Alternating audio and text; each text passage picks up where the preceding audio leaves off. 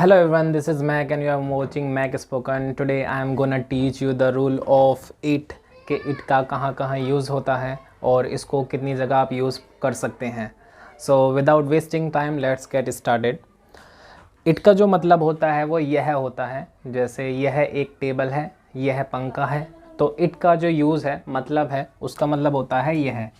it के 4 rule हैं. it has 4 rules. पहला रूल्स कहता है कि it is used for telling time. It का प्रयोग कहाँ किया जाता है? जब हम किसी को समय को बताते हैं. जैसे 8 बजे हैं, तो इसमें कोई सब्जेक्ट नहीं है, लेकिन टाइम को बताने के लिए आपको लिखना पड़ेगा it is 8 o'clock. It is 8 o'clock. 8 बजे हैं. यहाँ पर आप इट के साथ इज़ लगाएंगे क्योंकि जो इट है वो सिंगुलर है और सिंगुलर के साथ ऑलवेज प्रेजेंट में इज़ होता है और पास्ट में वॉज होता है. तो प्रेजेंट में इज़ और पास्ट में वॉज होता है. तो इट का मतलब होता है जब हम किसी को टाइम बताते हैं. जैसे 8 बजे हैं, इट इज़ 8 o'clock. 10 बजे हैं, इट इज़ 10 o'clock. और इसी तरह से आप जैसे मॉर्निंग, आप कहते हैं सुबह है, तो आप बोल सकते हो it's morning, it's evening, it's afternoon. तो वहाँ पर भी आप इट का यूज़ कर सकते हैं. दूसरा रूल हमें कहता है कि इट एक प्रोनाउन है and use for non living things. जी हाँ, इट का जो यूज़ होता है वह निर्जीव वस्तुओं तथा प्राणी के लिए किया जाता है, ना कि किसी लिविंग थिंग्स के लिए किया जाता है. इट का मतलब होता है, जैसे मैंने कहा इट इज़ अ चेयर. यह क्या है? एक कुर्सी है. दूसरा सेंटेंस में आपको बना के दिखाता हूँ. It is a table. यह एक टेबल है.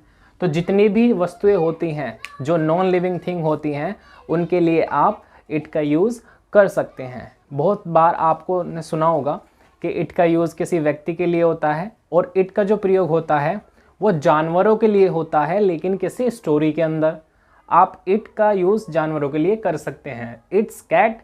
लेकिन जब हम कोई स्टोरी सुनाते हैं या सुनते हैं तो वहाँ पे इट का यूज़ जो होता है वो किसी जानवर को दिखाने के लिए, बताने के लिए किया जाता है. तीसरा रूल कहता है कि it tells day, date, months, year and weather. जब हम किसी को क्या बताते हैं? डे बताते हैं. जैसे आज क्या है? It's Sunday, it's Monday, it's Tuesday. तो दिन को बताने के लिए हम इट का यूज़ करते हैं. जैसे आज रविवार है, इट्स संडे टुडे. या ऐसे भी बोल सकते हैं आप, इट्स संडे, दैट्स इट. उसके बाद डेट, टाइम बताने के लिए हो जाता है. जैसे आज मैं वीडियो रिकॉर्डिंग कर रहा हूँ, तो आप बोल सकते हैं इट्स 20th of Feb 2022 या इट्स 20th, ऐसे भी बोल सकते हैं आप. फिर है months. It is the month of Feb, फरवरी. ये जो महीना है किसका है? फेब का, फरवरी का. तो आप मंथ को भी, जैसे it's July, it's August, it's September, तो वहाँ पे भी आप यूज़ कर सकते हैं. फिर साल बता सकते हैं. इट्स 2022. जैसे साल है, इट इज़ 2022.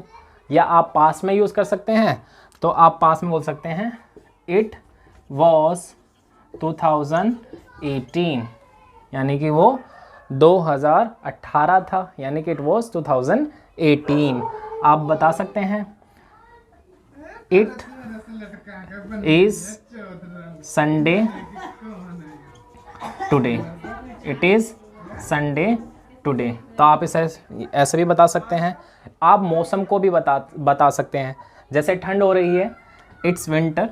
आप ऐसा लिख सकते हैं, ठंड है, इट्स विंटर. या आप ऐसे लिख सकते हैं इट्स समर. तो आप वहाँ पे भी वेदर को बताने के लिए कर सकते हैं. जैसे it's hot today, it's cold today, यानी कि सर्दी है या गर्मी है, तो आप वहाँ पे भी इसका यूज़ कर सकते हैं, इट्स कोल्ड टुडे.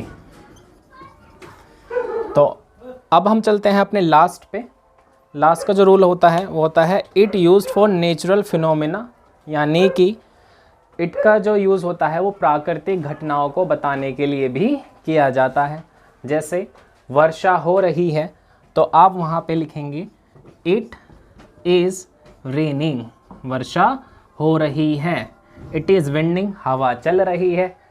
तो इस तरह से आप इट का यूज़ कर सकते हैं। आई होप आपको ये वीडियो अच्छी लगी होगी। If you like this video, please hit the subscribe button, like and share. Thank you so much for watching.